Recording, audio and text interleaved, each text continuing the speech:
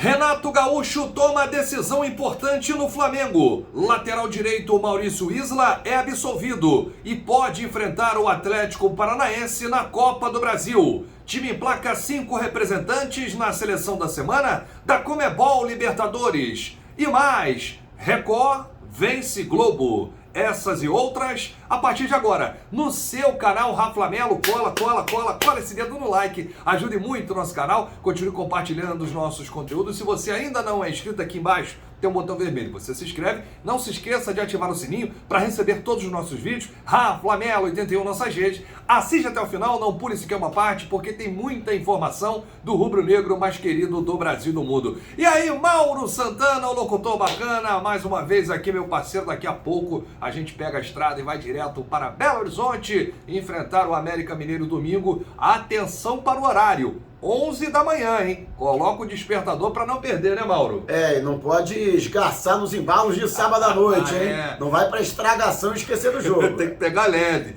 Olha aqui, Mauro Santana, a gente já entra com o principal assunto do vídeo, porque o Renato Gaúcho é um treinador que tem muito respaldo, né? Com a diretoria do Flamengo, o departamento médico, e ele é um cara que conversa muito com cada atleta. Isso aí não é segredo para ninguém, o próprio Renato, ele fala isso nas entrevistas coletivas, e ele tomou algumas decisões importantes para o duelo de domingo contra o América Mineiro.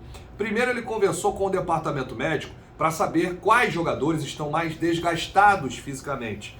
Vários atletas estão disputando essa sequência insana de jogos, é Libertadores, é Copa do Brasil, é Campeonato Brasileiro, jogos adiados aí que virão pela frente, um jogo trepado no outro, e o Renato Gaúcho tem essa preocupação, porque ele fala muito na coletiva que o Flamengo está brigando nas 3 competições, Brasileiro, Copa do Brasil e Libertadores, sem abrir mão de nenhuma. E o Renato, ele gosta de ter o grupo inteiro à disposição.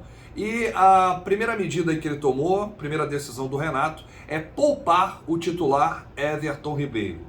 Everton, que não jogou 100% contra o Grêmio naquele jogo do Campeonato Brasileiro, derrota por 1-0 no Maracanã, e ele mesmo falou na coletiva, e vai poupar o Everton Ribeiro para esse duelo por 2 motivos. Uma, para não estourar algum músculo, não ter nenhum tipo de lesão, e ter Everton Ribeiro à disposição quarta-feira, que é o jogo mais importante do Flamengo na temporada 2021 contra o Barcelona de Guayaquil.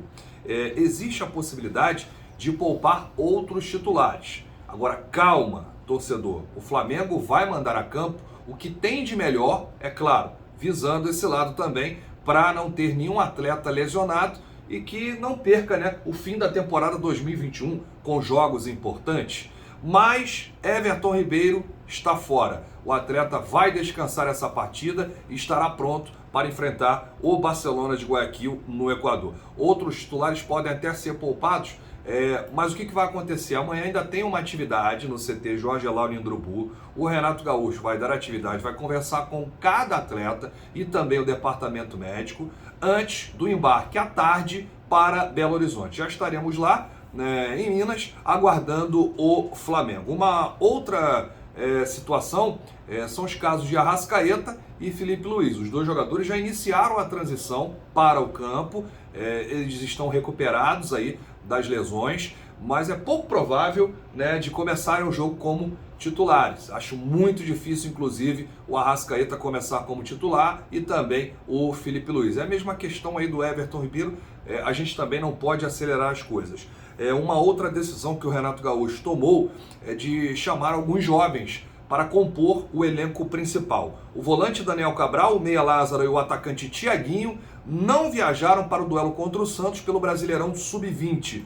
Ambos jogadores, o trio, né, na verdade, o Daniel Cabral, o Lázaro e o Thiaguinho, treinaram com os titulares na tarde desta sexta-feira, e amanhã será a mesma coisa, a tendência é que eles sejam relacionados para a partida contra o América Mineiro. E a gente tem aqui até uma provável escalação para o Flamengo de domingo. Diego Alves no gol, Isla na lateral direita, Gustavo Henrique com Davi Luiz e René, o Ilharão, Andrés, Vitinho, Michael, Bruno Henrique e Gabigol. Flamengo enfrenta o América Mineiro às 11, horário de Brasília, válido pela 22ª rodada do Campeonato Brasileiro. Sua opinião, Mauro Santana? Lembrando que tem o Rodrigo Caio fora por suspensão, jogador advertido com o terceiro cartão amarelo. Um departamento no Flamengo vem ganhando cada vez mais importância com a vinda do técnico Renato Gaúcho, que é a fisiologia. São os profissionais justamente responsáveis por fazer todo esse trabalho de acompanhamento dos atletas e antecipar um possível desgaste ou até mesmo uma exposição exacerbada a uma lesão muscular. E são os fisiologistas que dão esse parecer, que passam esse relatório para o Renato, recomendando a prudência de deixar um ou outro jogador fora de determinada partida.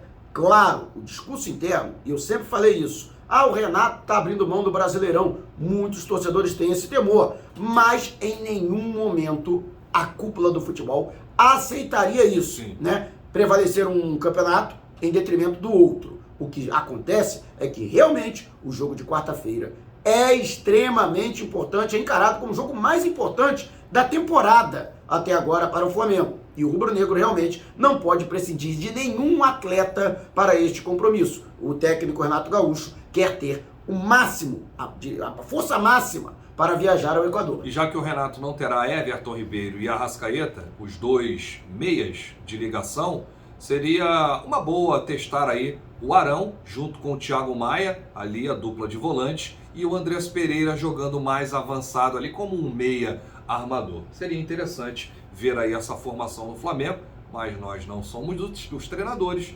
Quem está lá é o Renato e ganha muito bem para isso. Absolvido o Mauro Santana, o lateral Isla foi julgado nesta sexta-feira pelo STJD e foi absolvido.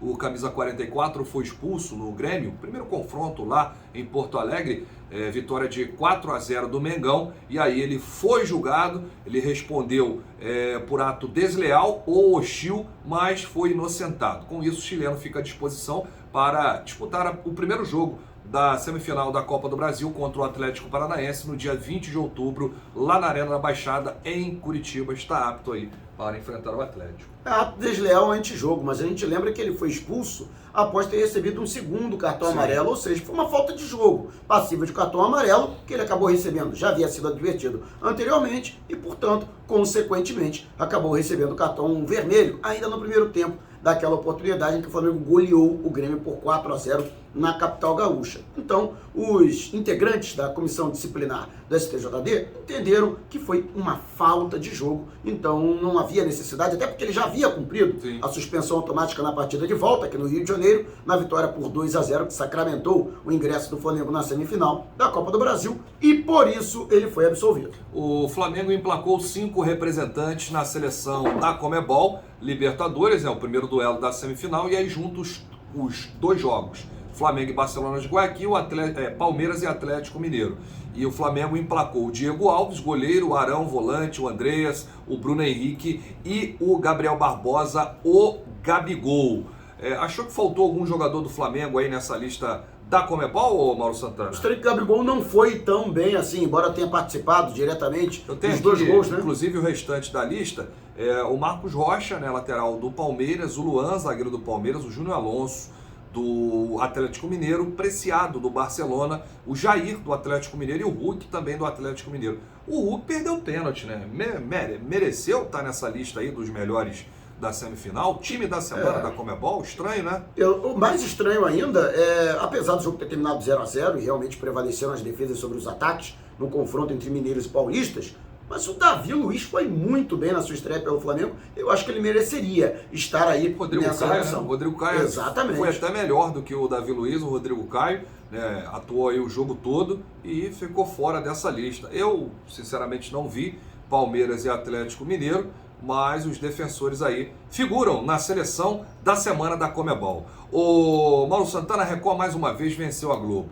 A TV Record, que já transmite o Campeonato Carioca, agora comprou os direitos de transmissão do Campeonato Paulista, vai transmitir o Paulistão na TV aberta até 2025 e a proposta inclui um pacote de 16 jogos e superou Globo, SBT e Band, que também estavam na briga, negociando aí com a Federação Paulista de Futebol. A Record ofereceu 2 vezes o valor que a Globo gostaria de pagar pelo pacote e mais que o dobro do SBT. A proposta foi considerada melhor e os clubes aceitaram. Com isso, a Record terá o direito de 2 eventos de futebol, o Campeonato Carioca e também o Campeonato Paulista. São as 2 praças mais importantes do futebol brasileiro, não, claro, não desmerecendo as outras, Mauro Santana, mas a emissora aí que já é dona do Campeonato Carioca até o fim de 2022 e agora tem o Paulistão até 2025. A Record já paga para os clubes do Rio 26 milhões pelo contrato.